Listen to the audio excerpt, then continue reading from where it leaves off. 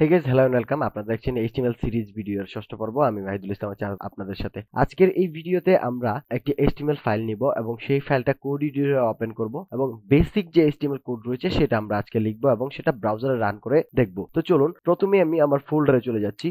এখানে এইচটিএমএল নামে একটা ফোল্ডার আমি ক্রিয়েট করে রেখেছি আগে থেকেই। তো একেবারে মেইনলি ফুল প্রসেসটাই দেখাবো, একেবারে ফোল্ডার ক্রিয়েট থেকে শুরু করে file create, code editor open and then ব্রাউজারে সেই কোডটাকে রান করা, বিস্তারিত ব্যাপারগুলোই দেখবো। তো প্রথমে আমরা যেটা করব, আপনি যেই জায়গায় চান আপনার কম্পিউটারের ডেস্কটপে, সি ড্রাইভে বা অন্যান্য ড্রাইভের যে কোনো জায়গায় আপনি একটা ফোল্ডার ক্রিয়েট করে নেবেন। তো ফোল্ডার ক্রিয়েট করার জন্য আমি প্রথমেই একটা নিউ ফোল্ডার, এইখান থেকে মাউসের রাইট বাটন ক্লিক করে নিউ ফোল্ডারে যাচ্ছি। তো আমি সিকোয়েন্স ঠিক রাখার জন্য আমরা দিচ্ছি, যেহেতু আমরা ফার্স্ট আজকে কোড লিখবো হাতে, তো এটা দিয়ে দিচ্ছি ক্লাস 1।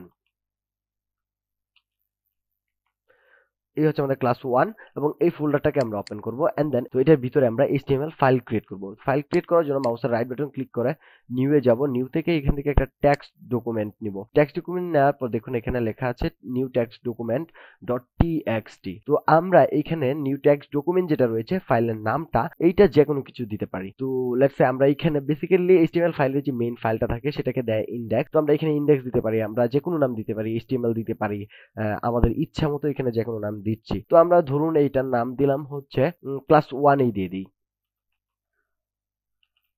ক্লাস 1, ক্লাস 1 দিয়ে দিলাম। এবং ডট দিয়ে যে যে কথাটা রয়েছে সেটা হচ্ছে আমাদের ফাইলের এক্সটেনশন। এই ফাইলটা আসলে কি ধরনের হবে, তো এইখানে যেহেতু আমরা এইচটিএমএল ফাইল ক্রিয়েট করছি, তো এইখানে আমাদের দিতে হবে ডটের পরের অংশটাকে আমরা এখান থেকে কেটে দিতে হবে এইচটিএমএল। তো এইচটিএমএল দিয়ে যখন এন্টার করব বা বাহিরে ক্লিক করবেন, এখানে একটা ওয়ার্নিং চলে আসবে, এরকম একটা ওয়ার্নিং চলে আসবে। এখান থেকে এস করে দিতে হবে। এখানে দেখাচ্ছে are you sure you want to change it. আমরা কি ফাইলে যেহেতু এক্সটেনশনটাই চেঞ্জ করে নিচ্ছি, এটা ওয়ার্নিং দেখাবে, আমরা জাস্ট এস করে দিব। এস করে দেওয়ার সাথে সাথে আমরা যদি একটু রিফ্রেশ করি অথবা এমনিতেই দেখবেন যে একটা ব্রাউজারের আইকন শো করছে।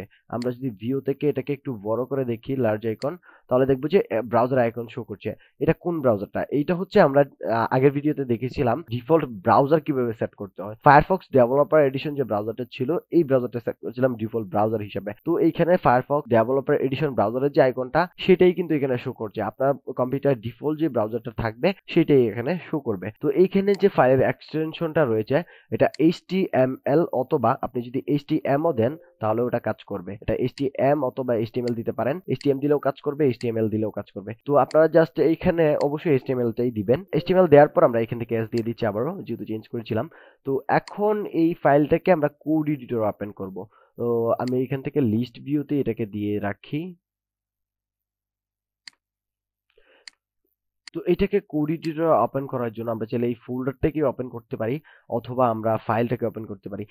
অথবা এই পাশে দেখুন আমি নোটপ্যাড প্লাস প্লাসটা যে কোড এডিটর রয়েছে, কোড এডিটরটাকে ওপেন করব। ওপেন করার পরে আমি জাস্ট এখান থেকে ফাইল থেকে ওপেন অথবা কন্ট্রোল ও দিতে পারেন। এন্ড দেন আমাদের ফাইলটা যেখানে রয়েছে আমি এটাকে যেখানে রেখেছি সেই লোকেশনটাতে যাব। এই যে আমাদের ফোল্ডারটা, আমরা চাইলে ফোল্ডারটা ওপেন করতে পারি অথবা ফাইলটা, আমরা ফাইলটাকে ওপেন করছি।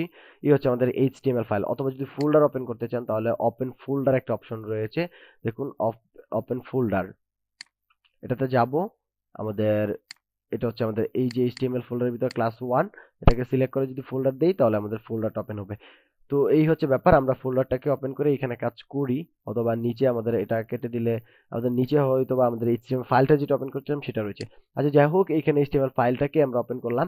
ওপেন করার পর এইখানে আমাদের কোডটা লিখবো। তো আমি দেখিয়েছিলাম যে প্রত্যেকটা ফাইলের শুরুতে আমাদের যেটা করতে হয়, আমাদের ডক টাইপ ডিক্লেয়ার করতে হয় ব্রাউজারকে বোঝানোর জন্য যে এটা কি ধরনের ফাইল। তো আমরা ডক টাইপটা লিখবো। ডক টাইপ লেখার নিয়মটা ছিল এইভাবে, ডিওসি টিওয়াইপি। আমরা ডক টাইপটাকে ক্যাপস লকে বা বড় হাতে লিখতে পারি, এইচটিএমএল, এইভাবে আমরা ডক টাইপ লিখেছিলাম। তারপর হচ্ছে আমাদের হবে এইচটিএমএল। তো এইচটিএমএল শুরু করব। এইচটিএমএল, আমি এটাকে একটু জুম করে দিই যাতে বুঝতে সুবিধা হয়। এইচটিএমএল এবং এটার ভিতরে আবার একটু স্পেস দিয়ে আমরা এইচটিএমএলটাকে ক্লোজ করব। এখানে একটা ফরওয়ার্ড স্ল্যাশ এক্সট্রা দিতে হবে এইচটিএমএল, তাহলে আমাদের এটা হয়ে যাবে। দেখুন কোডগুলো কিন্তু কালারফুল হচ্ছে। এইচটিএমএল এর ভিতরে প্রথমে আমাদের যেটা থাকে সেটা হচ্ছে আমাদের হেড থাকে। তো হেড নিয়ে এখন কথা বলবো না, তো আমরা বডিতে সরাসরি চলে যাই। এটা নিয়েও ডিটেলস আমরা আলোচনা করব, বডি এবং হেড এটা দুটার ডিফারেন্স কি। তো এইখানে দেখুন আমরা এখন লিখবো হচ্ছে বডি। বডি শুরু করব এবং বডিটা আমরা শেষ করব এইভাবে, বি, বিও ডিওয়াই বডি, এবং এই বডির ভিতরে আমাদের যাবতীয় কোড লিখতে পারবো, আমরা যে কোনো কিছু লিখতে পারবো। তো আজকে আমরা একটা প্যারাগ্রাফ লিখি সিম্পল। তো প্যারাগ্রাফ লেখার জন্য যে এইখানে ট্যাগটা রয়েছে সেটা হচ্ছে পি ট্যাগ। তো এখানে প্যারাগ্রাফ এবং এটার ভিতরে হচ্ছে আমাদের কন্টেন্টটা হবে। তো কন্টেন্ট হিসাবে আমি দিয়ে দিচ্ছি দিস ইজ আওয়ার প্যারাগ্রাফ, এবং এইখানে আমাদের পি ট্যাগটাকে ক্লোজ করতে হবে। সিম্পলি এইভাবে পি ট্যাগটাকে ক্লোজ করব।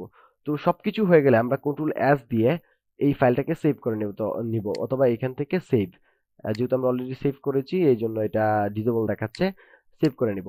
সেভ করার পর এই কোডটাকে যদি আমরা ব্রাউজারে রান করি, আমি এটাকে এখানে আমাদের যে ফাইলটা রয়েছে ক্লাস ওয়ান ডট এইচটিএমএল ফাইলটা রয়েছে, এটাকে ডাবল ক্লিক করলে আমাদের এটা ব্রাউজারে ওপেন হবে।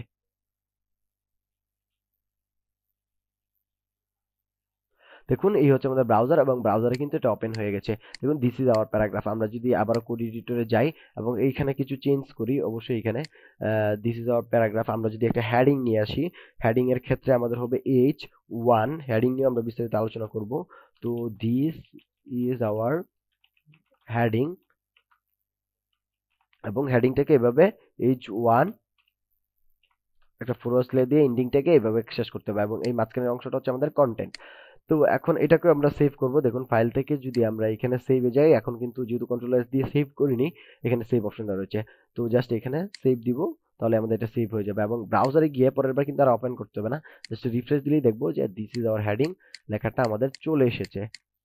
তো এই ছিল মোটামুটি আমাদের আজকের ভিডিও। দেখা হবে পরবর্তী পার্টে, সেই পর্যন্ত ভালো থাকুন, সুস্থ থাকুন, আল্লাহ হাফেজ।